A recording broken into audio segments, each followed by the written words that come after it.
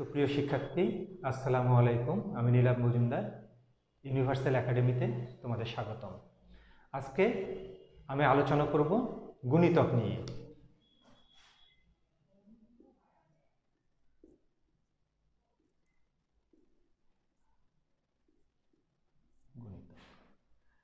প্রথমে আমি 4-এর গুণিতকগুলো লিখব।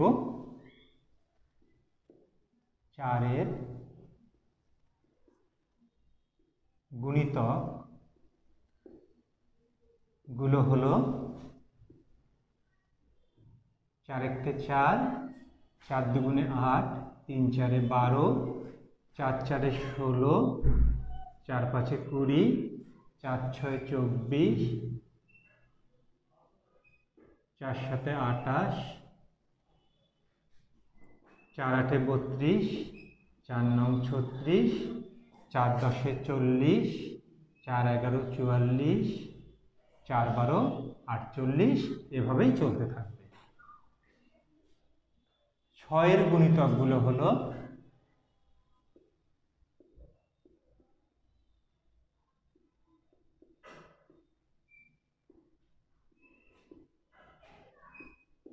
6 × 1 = 6, 6 × 2 = 12, 3 × 6 = 18, 4 × 6 = 24, 5 × 6 = 30, 6 × 6 = 36, 6 × 7 = 42, 6 × 8 = 48, 6 × 9 = 54, এভাবে চলতে থাকবে। এরপর দেখো 8-এর গুণিতক। 8-এর গুণিতকগুলো হলো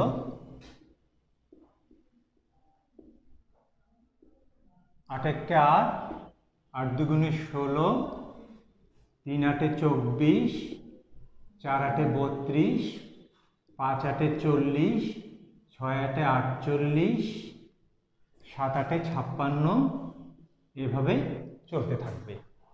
তাহলে এখান থেকে আমরা দেখছি যে কোনো একটি সংখ্যাকে কতগুলো পূর্ণ সংখ্যা দিয়ে গুণ করলে যে গুণফল পাওয়া যায় সেই গুণফল হলো সেই প্রদত্ত সংখ্যাটির গুণিতক। যেমন 4-এর গুণিতক 4 × 1 = 4, 4 × 2 = 8, 3 × 4 = 12, এভাবেই চলতে থাকবে, এটি শেষ হবে না। 6-এর গুণিতকগুলো হলো 6 × 1 = 6, 6 × 2 = 12, 3 × 6 = 18, এভাবেই 6-এর গুণিতকগুলো চলতে থাকবে। এরপর 8-এর গুণিতকগুলো হলো 8 × 1 = 8, 8 × 2 = 16, 3 × 8 = 24, এভাবেই চলতে থাকবে। এখন আমরা এখান থেকে দেখব যে কোন গুণিতকগুলো 4-এর গুণিতক, আবার 6-এরও গুণিতক, আবার 8-এরও গুণিতক। একটু খেয়াল করো তোমরা, এখানে দেখো 24 এখানেও আছে, 24 এখানেও আছে, আবার 24 এখানেও আছে। এরপর দেখো এখানে 48 এখানে আছে, 48 এখানেও আছে, আবার 48 এখানেও আছে। তার মানে 24 এবং 48, 4, 6 এবং 8-এর সাধারণ গুণিতক। তার মানে 24, 48, 4, 6 এবং 8-এর গুণিতক। এ কারণে আমরা লিখতে পারি যে 4, 6 ও 8-এর সাধারণ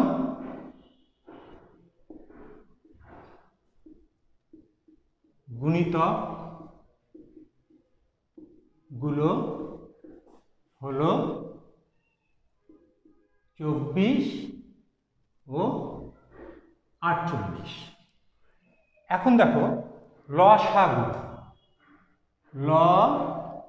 লসাগু এই কথাটির পূর্ণরূপ হচ্ছে লঘিষ্ঠ